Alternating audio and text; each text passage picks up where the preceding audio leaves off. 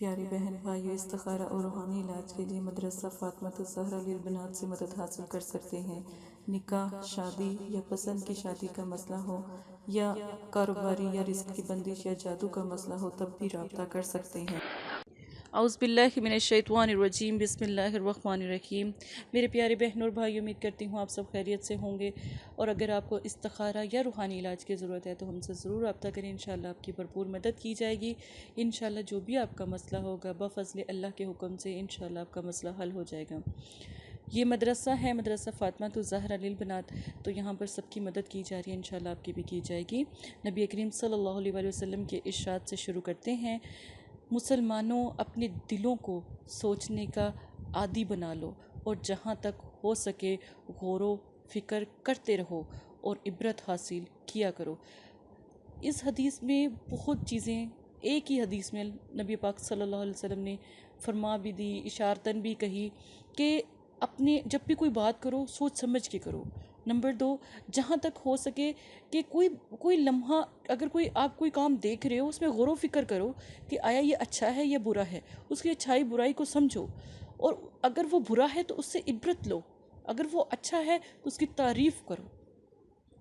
वक़्त इंसान को बहुत कुछ सिखा देता है।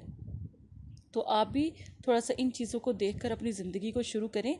इंशाल्लाह आपका जो भी मसला, जो भी परेशानी होती है, इंशाल्लाह अल्लाह के हुक्म से ख़त्म हो जाएगी जब आप ख़ुद इन चीज़ों को सोचना शुरू कर देंगे।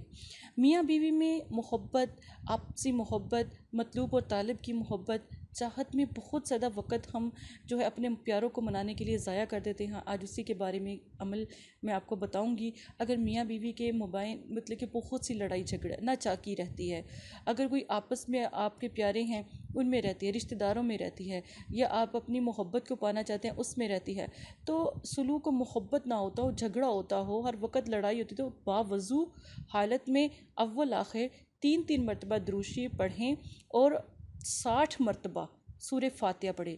60 मरतबा सूर फातिहा पढ़ें और इस अमल को 3 दिन करें। सूर फातिहा 3 दिन पढ़ें।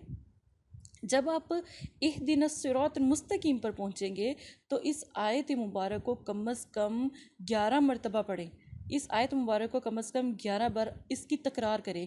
जैसे इहदिन सिरात मुस्तकीम, जिसके लिए अमल कर रहे हैं सिर्फ उसके लिए ये आपने करना है, ठीक है, ये अमल उस लिए करना है।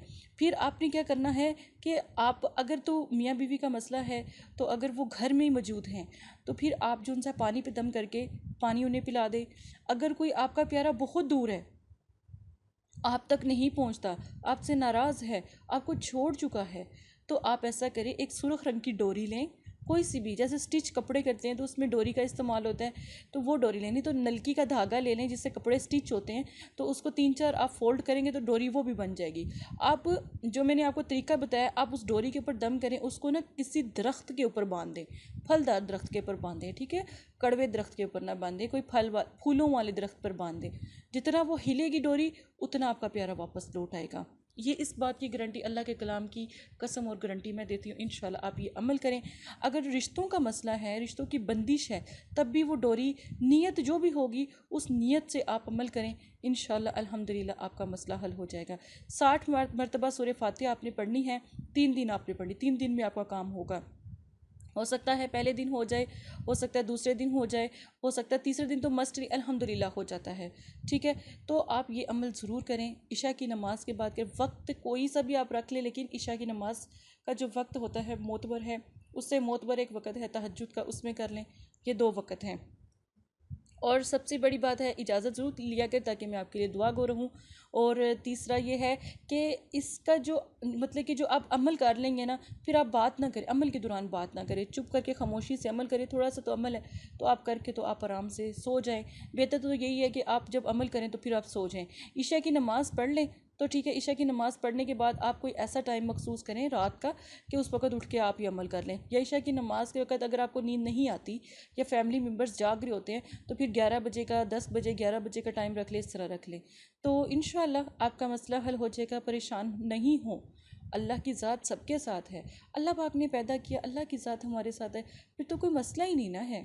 तो हम अपने रब को मना लेंगे, अल्लाह की तारीफ़ बयान करेंगे, अल्लाह को मना लेंगे, तो अल्लाह पाक कहते हैं, है कोई किसी की ख्वाहिश, ठीक है ना, जो मैं पूरी करूँ, तो मेरे प्यारे बहन भाई अल्लाह से दुआ करें, इंशाल्लाह आपका मसला हल हो जाएगा। इसी के साथ इजाज़त दें, अपना ख्याल रखिएगा, दुआ में याद रखिएगा। जज़ाकल्लाह खैरा।